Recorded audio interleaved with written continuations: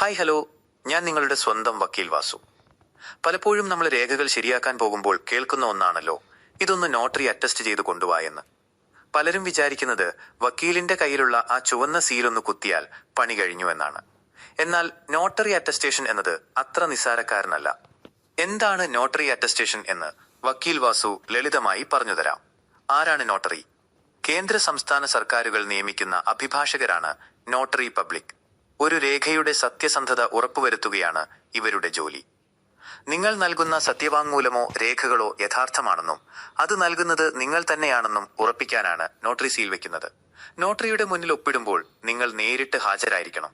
ആരെങ്കിലും ഒപ്പിട്ട പേപ്പർ കൊടുത്തുവിട്ടാൽ അത് സീൽ ചെയ്യാൻ നോട്ടറിക്ക് നിയമപരമായി കഴിയില്ല. ഓരോ അറ്റസ്റ്റേഷനും നോട്ടറിയുടെ രജിസ്റ്ററിൽ രേഖപ്പെടുത്തണം. ഇത് ഭാവിയിൽ എന്തെങ്കിലും തർക്കമുണ്ടായാൽ വലിയ തെളിവാണ്.